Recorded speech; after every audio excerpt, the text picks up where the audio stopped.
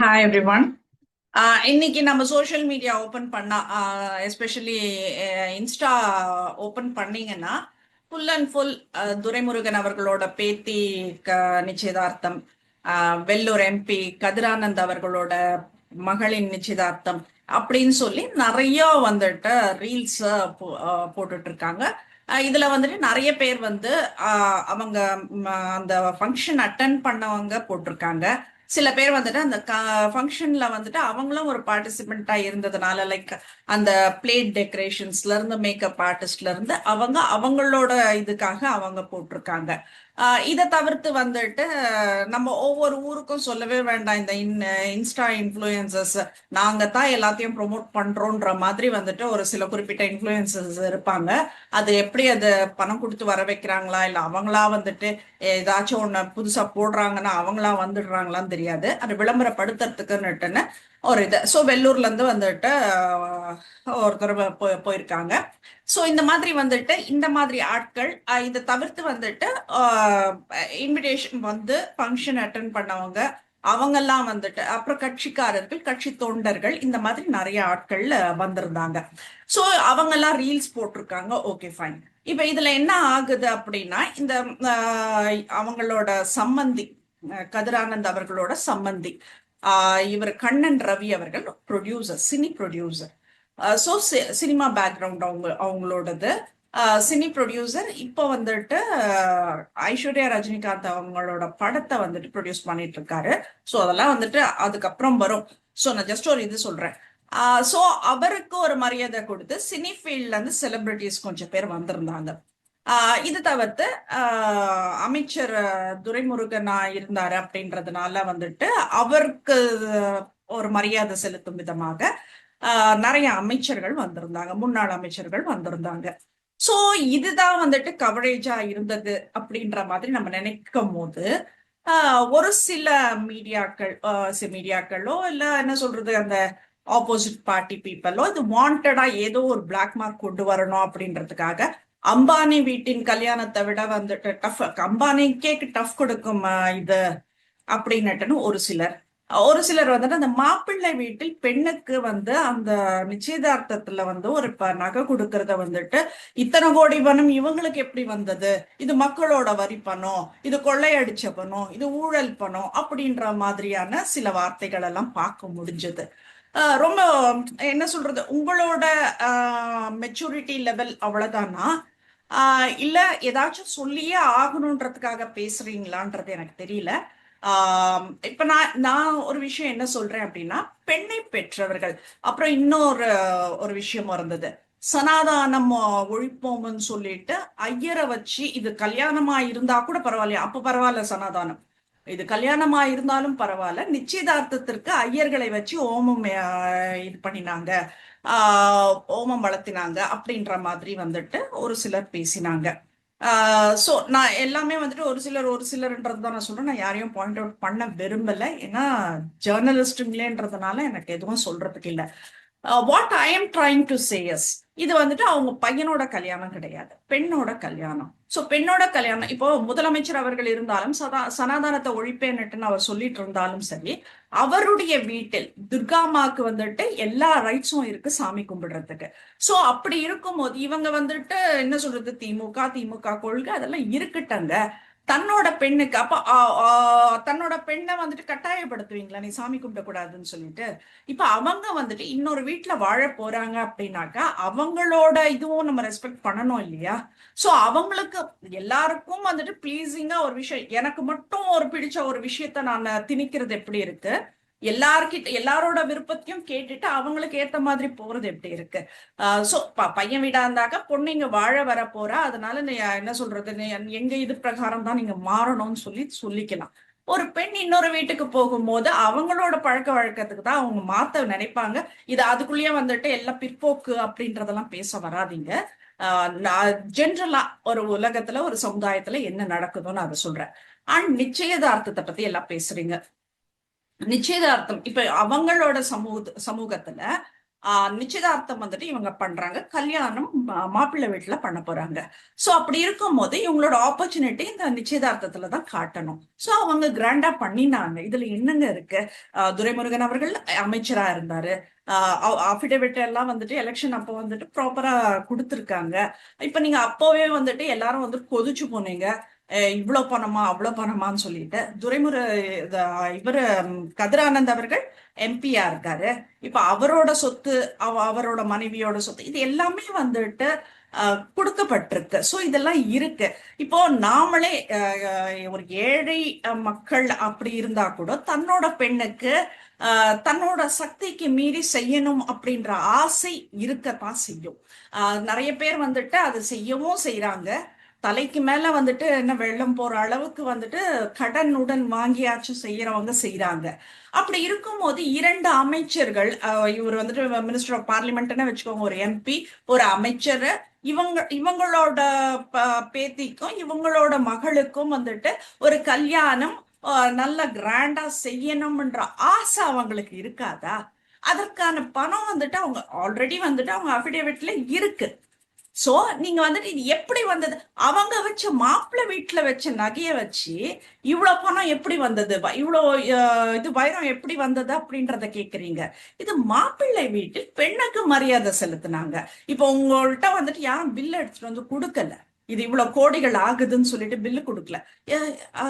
ஒரு இதுல பாக்குறேன் நான், 100 கோடி செலவு செய்தார் அப்படின்னு, தன் மகளுக்காக 100 கோடி செலவு. என்ன கணக்குல 100 கோடி சொல்றீங்க அப்படின்ற மாதிரியே வந்துட்டு ஒரு ஆச்சரியம் இருந்தது நமக்கு. சோ ஏதோ ஒண்ணு ஒருத்தர் மேல சேத்த வாரி இறைக்கணும் அப்படின்றதுனால பேசுறீங்களான்றது தெரியல. சனாதானம் பேசுறவங்களுக்கும் நான் சொல்லிட்டேன் நானு, இப்போ அவங்க கல்யாணம் இவங்க பண்ண போறது இல்ல, மாப்பிள்ளை வீட்டுல பண்ண போறாங்க. சோ அப்படி இருக்கும் போது ஒரு பெண்ணுக்கு செய்ய வேண்டிய மரியாதைகள் எல்லாம் நிச்சயதார்த்தத்துல இங்க அவங்களோட மக்கள், வேலூர் மக்கள், காட்பாடி மக்கள், திருப்பத்தூர் மக்கள், அவங்களோட மக்களை கூப்பிட்டு அந்த என்ன சொல்றது, அவங்களோட கட்சி ஆட்கள் எல்லாம் வந்து அது எங்க வச்சாங்க அப்படின்னு பாத்தீங்கன்னா அவங்க காலேஜ் இதுல அரங்கத்துலதான் வைக்கிறாங்க, கலைஞர் அரங்கத்துல. வெளியில எங்கேயும் மண்டபம் எடுத்தெல்லாம் வைக்கல. சோ அவங்க காலேஜ்ல அங்க வேலை செய்யற அத்தனை பேரும் அவர்கள் குடும்பத்தினரோடு வந்தாங்க அப்படின்றதுதான். எல்லாருக்குமே வந்துட்டு அந்த வயிறார அந்த உணவு போட்டு அவங்க அனுப்பியிருக்காங்க. நாம இது ஏன் கொச்சப்படுத்துறோன்றதுதான் எனக்கு சத்தியமா புரியல. ஒருத்தர் வந்து ஒரு சந்தோஷத்தை வந்துட்டு பகிர்ந்துக்கிறாங்கன்றப்போ. அப்புறம் இன்னொரு விஷயம், வள்ளிமலை சேர்மன் வேல்முருகன் அவரை பத்தி ஒன்று போடுறீங்க. ஏன் அந்த சேர்மன் நகை போட்டது இந்த ஒரு ஃபங்க்ஷனுக்கு தான் அவர் போட்டிருக்காரா? இதுக்கு முன்னாடி எல்லாம் கூட அவர் அப்படிதான் போட்டுட்டு நடமாடிட்டு இருக்காரு. அது போன்ற சென்னையிலயும் வந்துட்டு நிறைய பேர் இருக்காங்க. அவங்களெல்லாம் கேள்வி கேட்காம ஒரு வேல்முருகனை வந்துட்டு கேள்வி கேட்கறதாகட்டும், என்ன சொல்றது, அவர் என்ன இது பண்றாரு, அவங்க பினாமின்னு சொல்றதாகட்டும், என்ன வகையில நியாயம் நீங்க எல்லாம் பேசுறதுன்றது தெரியல. ஒரு கட்சி ஆகலன்றதுனால எவ்வளவு சேத்த வேணா வாரி இறைப்பீங்களா? அவங்களுக்கு ஒரு மன நிம்மதி இருக்கணும்ல, ஒரு பெண்ணுக்கு நிச்சயதார்த்தம் பண்ணிருக்கோன்ற மன நிம்மதியை கொடுக்கணும்ல. இது ஒரு பக்கம் இருக்கட்டும். அதுக்கப்புறம் ஒவ்வொரு விஷயத்தையும் நம்ம வந்துட்டு அது டைமண்ட்ஸா இல்ல இத்தனை கோடியா அப்படின்றதெல்லாம் கிடையாது. இப்ப நம்ம அங்க பாக்குறது என்ன, எல்லாமே வந்துட்டு சீல்டு. அப்படி இருக்கும் போது நாமளா ஒரு அசம்ஷனுக்கு எதுக்கு வரணும்னு கேக்குறேன். அது என்ன வேணா இருந்துட்டு போகட்டும். இப்ப கொடுப்பாங்க, அவங்க வாங்கிப்பாங்க, எவ்வளோ விஷயங்கள் நடுவுல நடக்கங்க. அதெல்லாம் நம்ம யாருங்க ஒரு குடும்பத்துக்குள்ள போயிட்டு எதுக்கு நம்ம ஜஸ்டிஃபை பண்ணிட்டு உட்காந்துட்டு இருக்கிறது இது.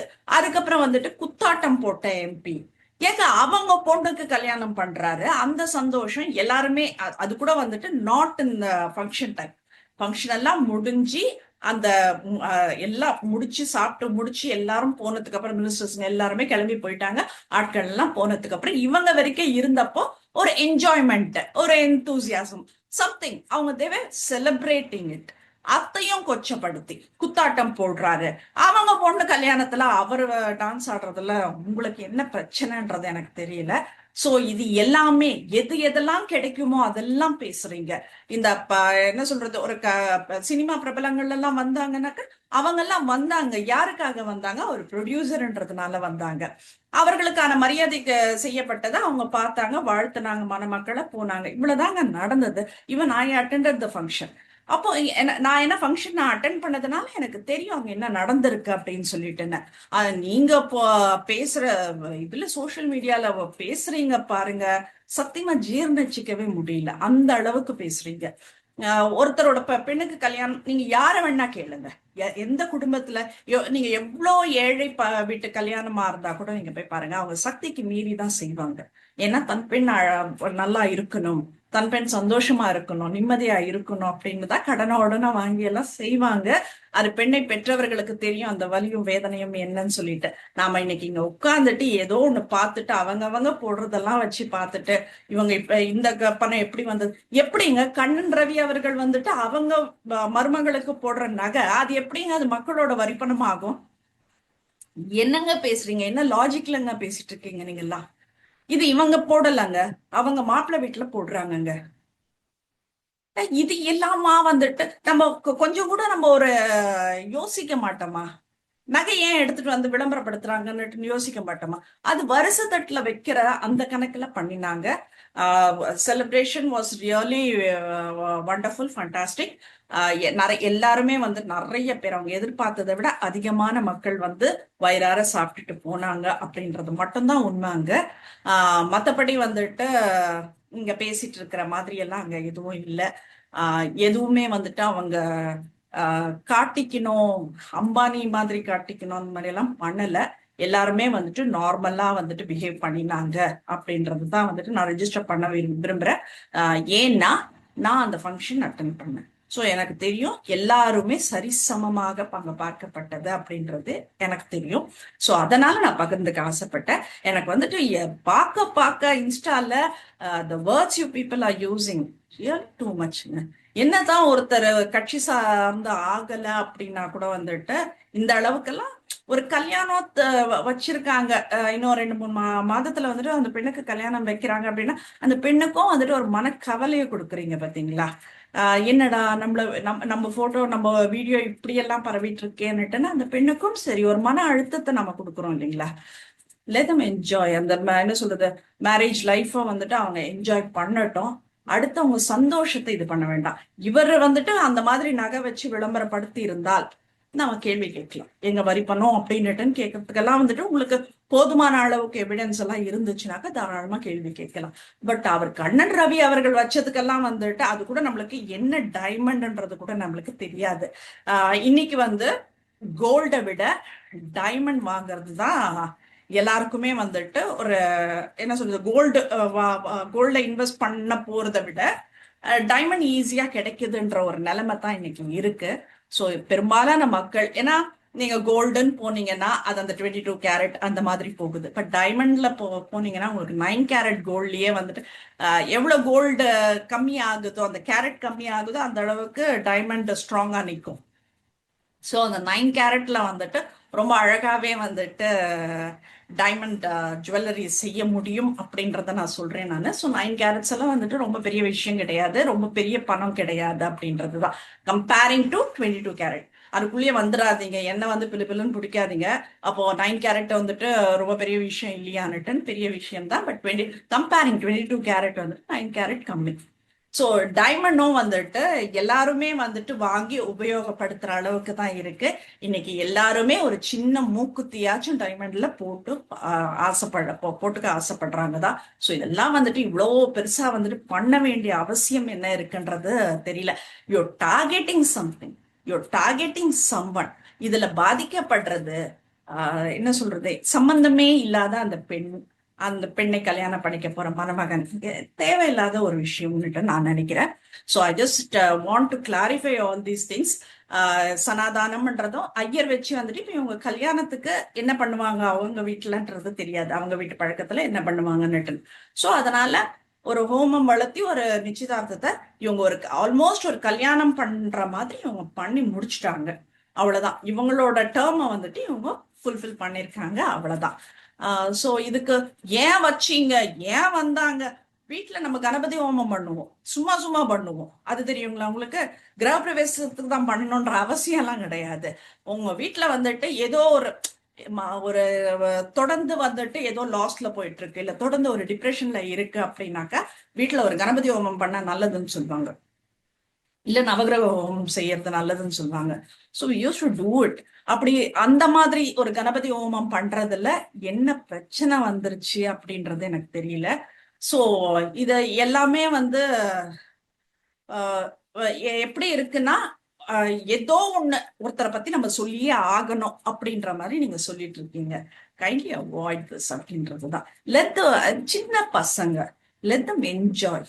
அவங்க சந்தோஷத்தை கெடுக்க வேண்டாம் இதுல அப்படின்றதுதான். இன்னும் சில பேர் நான் ப்ரூஃபோட வரேன் அப்படின்ற மாதிரி எல்லாம் நான் ஆர்கியூ பண்ற இடத்துல சொல்லிட்டு இருக்காங்க. let them come with whatever proof they have இல்ல they have want. இப்போ that doesn't matter to me.